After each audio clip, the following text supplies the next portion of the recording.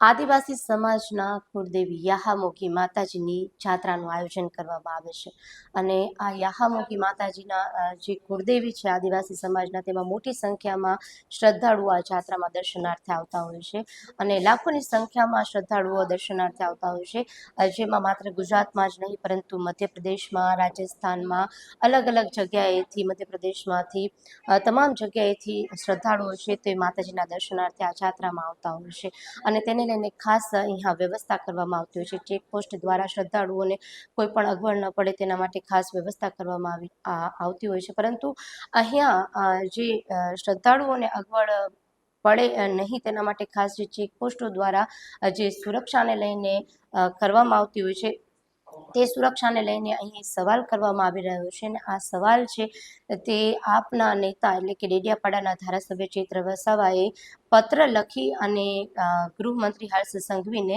રજૂઆત કરી છે અને શું રજૂઆત કરી છે તે આપણે વિગતવાર જાણીએ।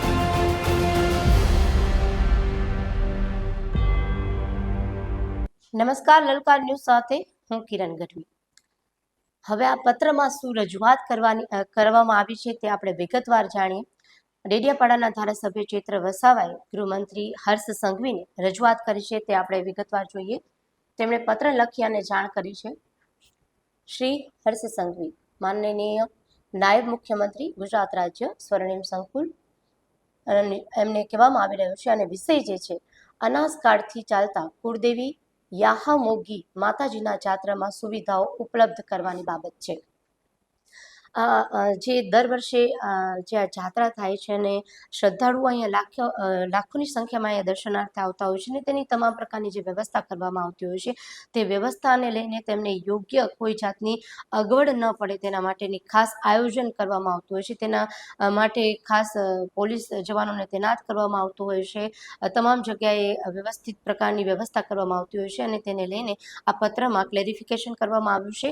કહેવામાં આવી રહ્યું છે કે સવિનય ઉપરોક્ત વિષય અન્યવે જણાવવાનું કે નર્મદા જિલ્લાના સાગબારા તાલુકાના દેવમોગરા ખાતે અનાજકાળથી ચૈત્રી અમાસે જાત્રા ભરાય છે, જેમાં ગુજરાત, મહારાષ્ટ્ર, મધ્યપ્રદેશ, રાજસ્થાન સહિત દેશના જુદા જુદા રાજ્યોમાંથી આદિવાસી સમાજના લાખો લોકો પોતાની પાલણી કરી માનતા લઈને દર્શનાર્થે આવતા હોય છે।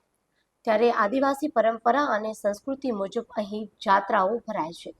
મેળાના પૂર્વ આયોજનના ભાગરૂપે મળેલ મીટિંગમાં ગુજરાત, મહારાષ્ટ્ર, મધ્યપ્રદેશ અગ્રણીય આગેવાનોમાં અમો સમક્ષ કેટલાક સૂચનો મળેલ છે, જેમાં આપશ્રીને એમની વતી અમે ધ્યાન દોરવા માંગીએ છીએ।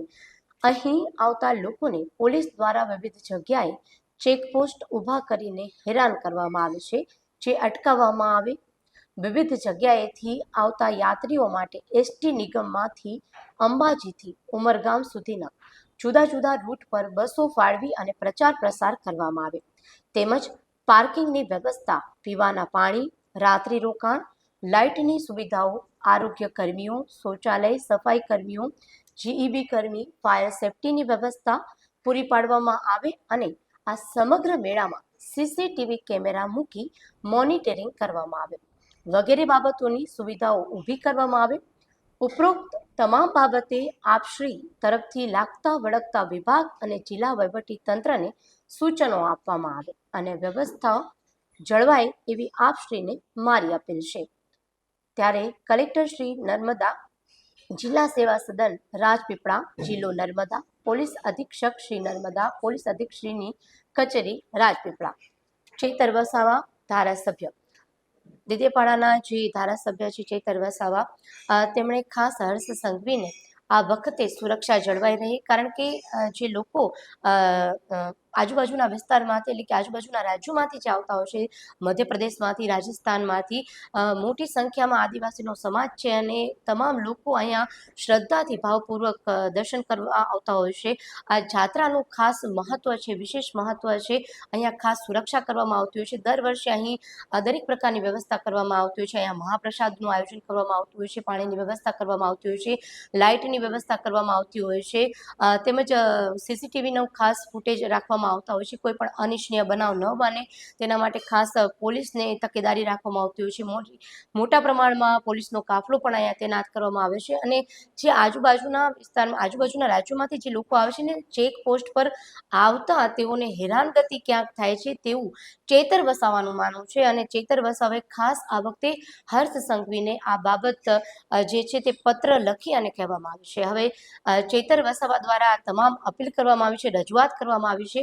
હવે હર્ષ સંઘવી દ્વારા કેટલા સુરક્ષાના અહીંયા પગલાં લેવાય છે કે પછી કેટલી માત્રામાં અહીં ચેકપોસ્ટ પર જે દર વખતે તેઓ કહી રહ્યા છે કે શ્રદ્ધાળુઓને ક્યાંક હેરાનગતિ થાય છે, તે ન થાય તેના માટે ખાસ સુરક્ષા રાખવામાં આવે છે કે નહીં તે જોવાનું રહ્યું.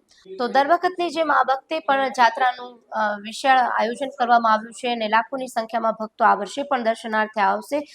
ત્યારે ચેતર વસાવા દ્વારા જે રજૂઆત કરવામાં આવી છે ગૃહમંત્રી હર્ષ સંઘવીને, તેમની સામેથી કેવી સુરક્ષા મળે છે દર વખત માં જે તેમને લાગે છે કે શ્રદ્ધાળુઓને અગવડ પડી રહી છે, ચેકપોસ્ટ પર તેમને ક્યાંક સુરક્ષાને લઈને અગવડો શ્રદ્ધાળુઓ ભોગવી રહ્યા છે, તે આ વખતે ખાસ તેની તકેદારી લેવામાં આવે છે કે નહીં તે જોવાનું રહ્યું. આપ પણ આપના મંતવ્ય છે તે કમેન્ટ બોક્સમાં જરૂરથી જણાવશો.